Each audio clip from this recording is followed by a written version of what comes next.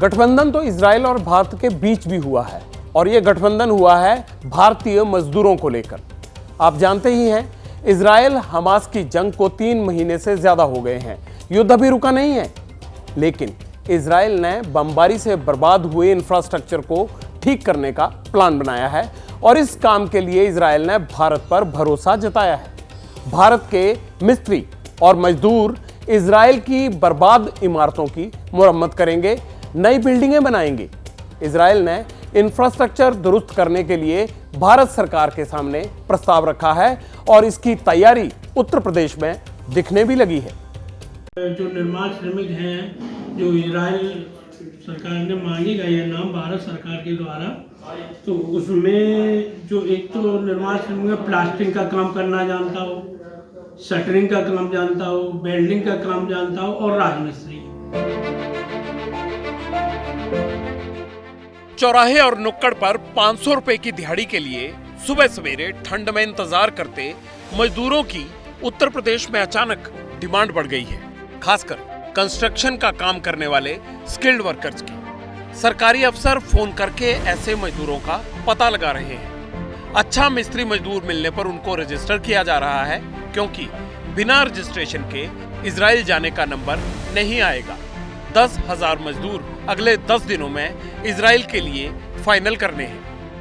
Israel सरकार द्वारा 3 श्रेणी के मजदूरों की डिमांड की गई है, जिसमें राजमिस्त्री और शटरिंग का काम जानने वाले और आयरन मिलिंग का काम जानने वाले लोगों की डिमांड आई है।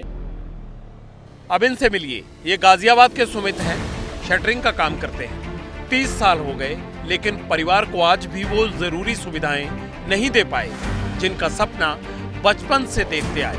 माता पिता गुजर गए, घर में पैसे की कमी है, बहन की शादी नहीं हो पाई, लेकिन सुमित को कल से अचानक लगने लगा है कि अच्छे दिन आने वाले हैं। सुमित इजराइल जा रहे हैं, लड़ने के लिए नहीं, लड़ाई में टूटे घरों को फिर से खड़ा करने के लिए।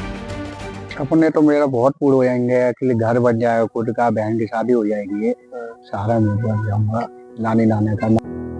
गाजियाबाद से 50 किलोमीटर दूर बुलंदशहर के अच्छेजा गांव में भी इजराइल की चर्चा जोरों पर है, क्योंकि सुमित की तरह ही इस गांव के वेल्डर सतीश कुमार भी इजराइल जाने की तैयारी कस रहे हैं। क्या काम करते, क्या काम जानते? वेल्डिंग का काम करता हूँ सर। इजराइल ये है कि तो यहाँ से अच्छे बेनिफिट मिलेगा, पैसा है, और यहाँ मजदूरी है वो कभी लगती है कभी नहीं लगती है। वो 10-15 हज़ार रुपये मिलते हैं। वहाँ मैंने सुना है कि तो 1 लाख 1.5 लाख के आसपास मिलता है, तो इसलिए। अगर सब कुछ ठीक रहा तो इसी गांव का कुलदीप भी अब यहूदियों की जमीन पर स्टीयरिंग घुमाएगा।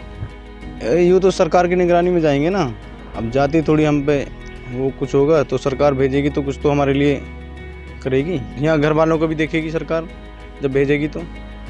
अब आप सोच रहे होंगे कि 3 महीने से हमास आतंकियों से लड़ रहे इजराइल में जाने का रिस्क यूपी के मजदूर क्यों उठा रहे हैं और वहां इन्हें ऐसा क्या मिलेगा। इसमें 1.25 लाख से अधिक सैलरी है, जिसमें 10,000 रुपए उनका रहने की व्यवस्था दी जाएगी और वो एडजस्ट होगा, उनके सैलरी से लिया जाएगा।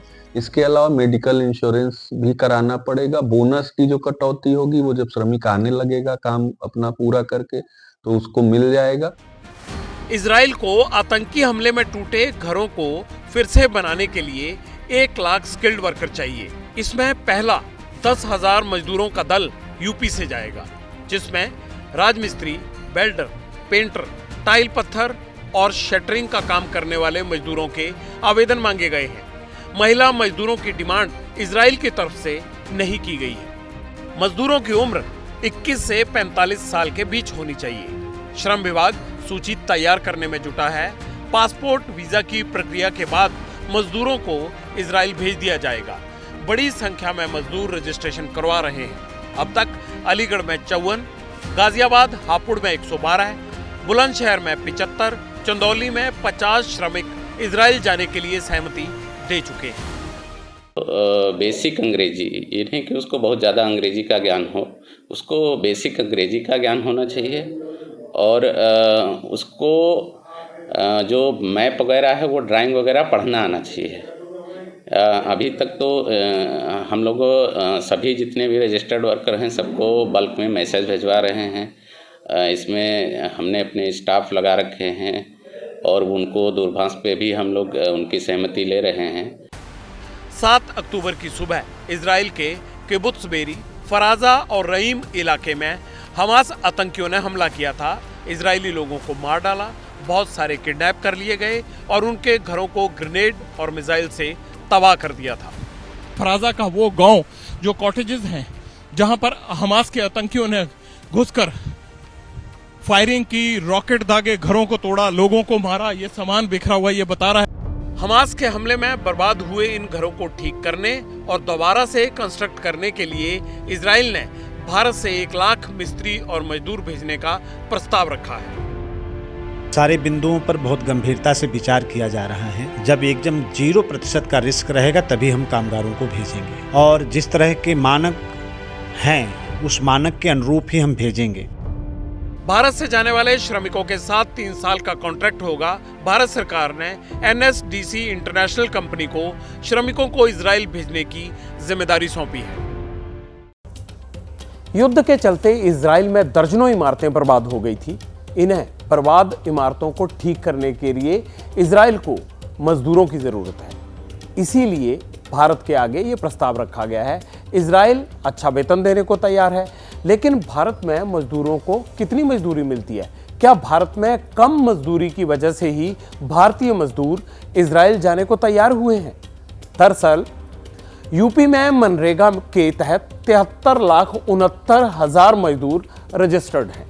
मनरेगा के तहत हर मजदूर को 229 रुपये प्रतिदिन मजदूरी मिलती है। उत्तर प्रदेश में संगठित क्षेत्र के श्रमिकों को उनकी संख्या कितनी है? 8 करोड़ 32 लाख। और यूपी में एक पेंटर 14,000 के करीब महीना कमा लेता है।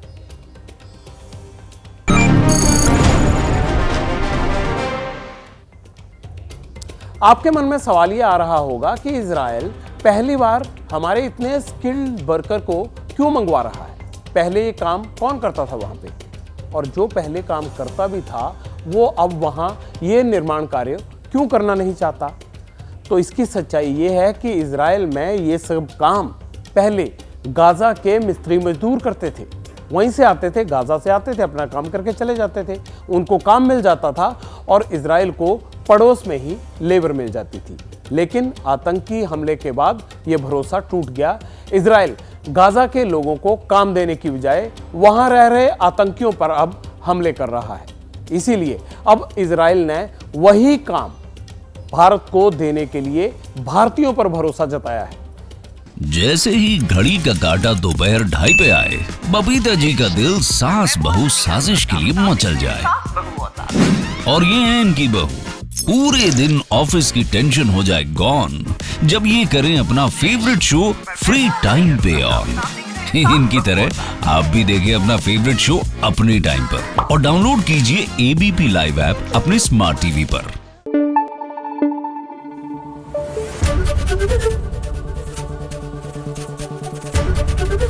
ABP न्यूज आपको रखे आगे।